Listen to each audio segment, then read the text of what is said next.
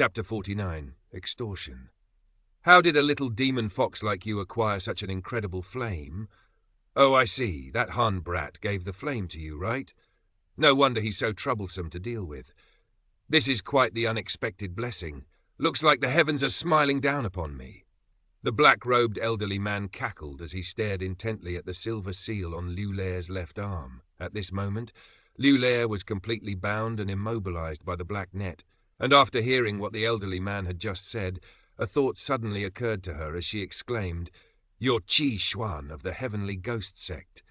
Qi Xuan's smile faded upon hearing this, and a sinister look appeared on his face. "That's right. If you know who I am, then I'm sure you also know why I've captured you. You're trying to use me to lure in Brother Rock."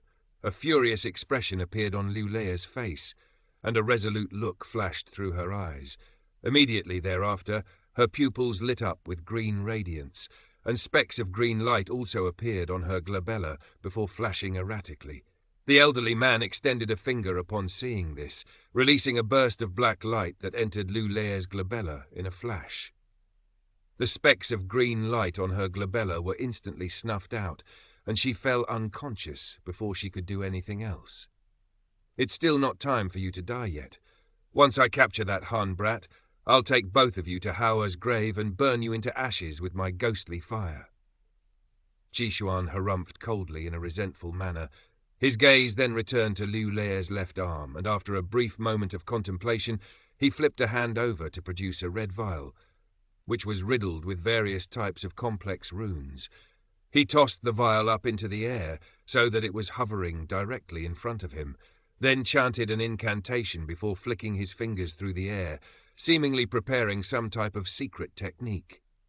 A short while later, he abruptly pointed a finger at the vial, and all of the runes on its surface instantly lit up, while a burst of fiery red light flew out from within the vial.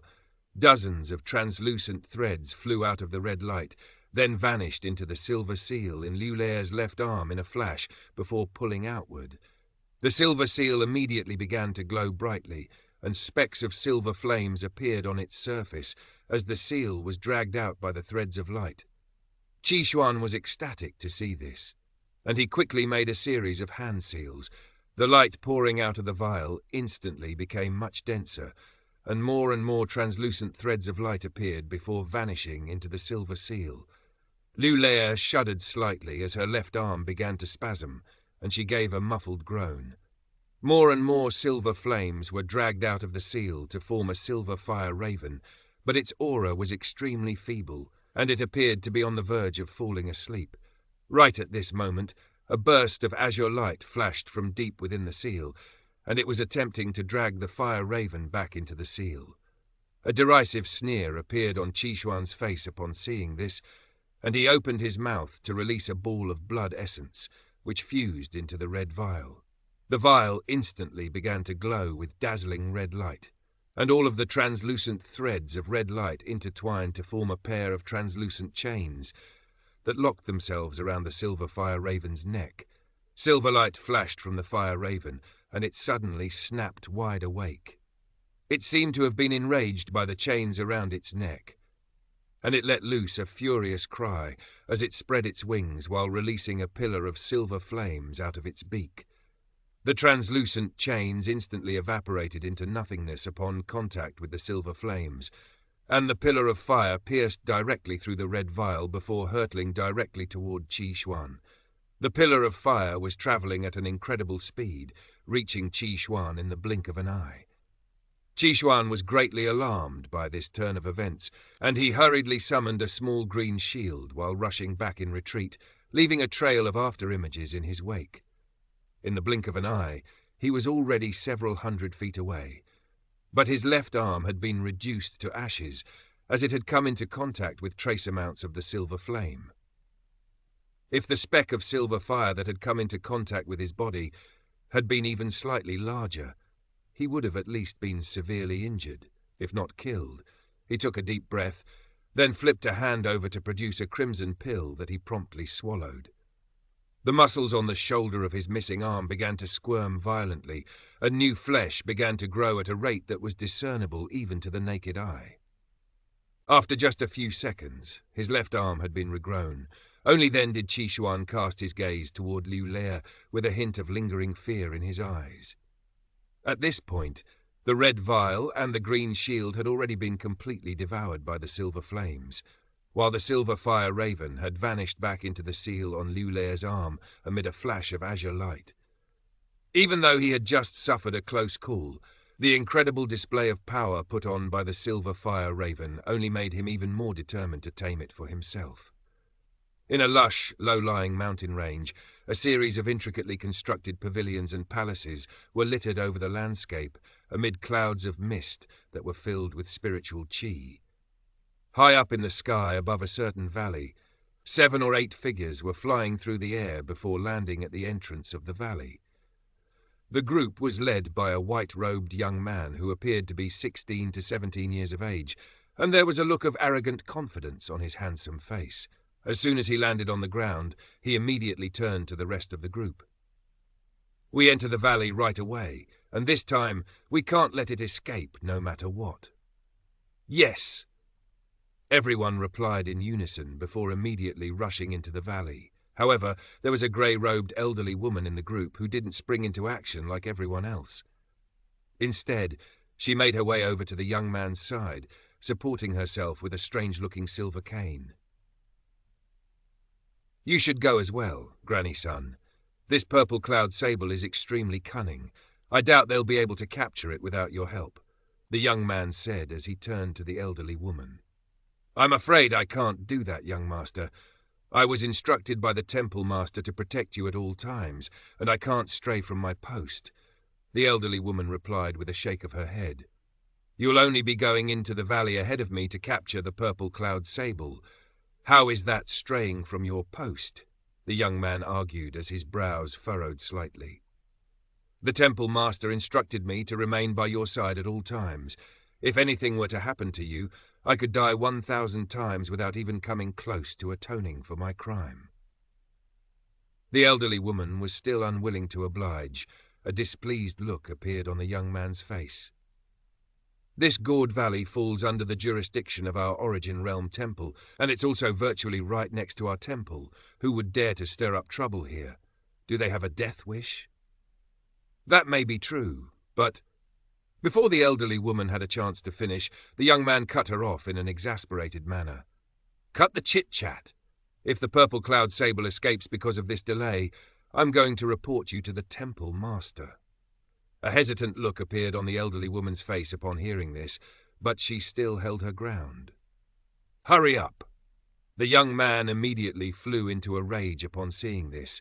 The elderly woman could only grit her teeth and oblige, flying into the valley as a streak of light. The young man looked on at the elderly woman's departing figure, and he was still feeling rather angry that his authority had been challenged. He began to make his way into the valley, but after taking only 2 steps, he sensed something behind him, and he reflexively turned around. As a result, he was greeted by the sight of 2 mesmerizing specks of blue light, and his consciousness immediately began to fade. Han Li slowly emerged out of thin air behind him with a purple talisman in his hand, and there was blue light flashing within his pupils.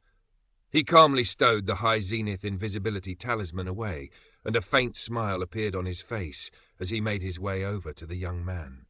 The young man was standing completely still on the spot with a dazed expression and vacant eyes. "Where is the star-gathering platform of the Origin Realm Temple?" Han Li asked. "On the pinnacle of the 9-palace peak," the young man replied in a mechanical voice. "Oh?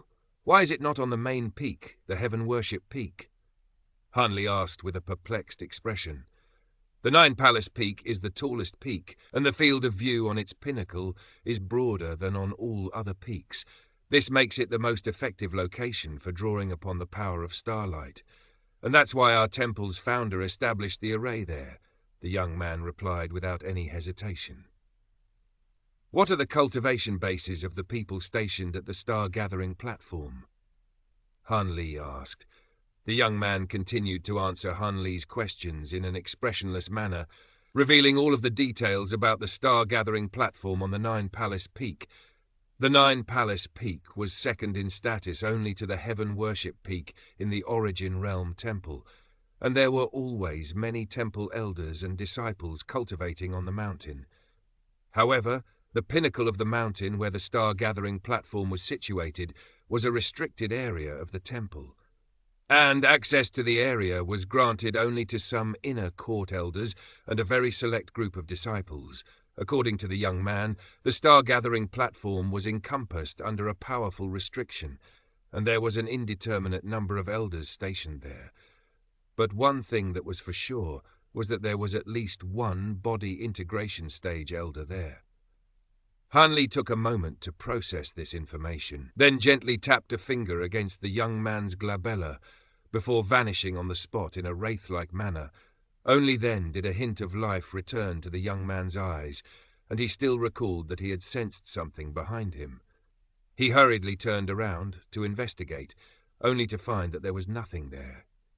He shook his head with a confused expression, then turned and continued into the valley.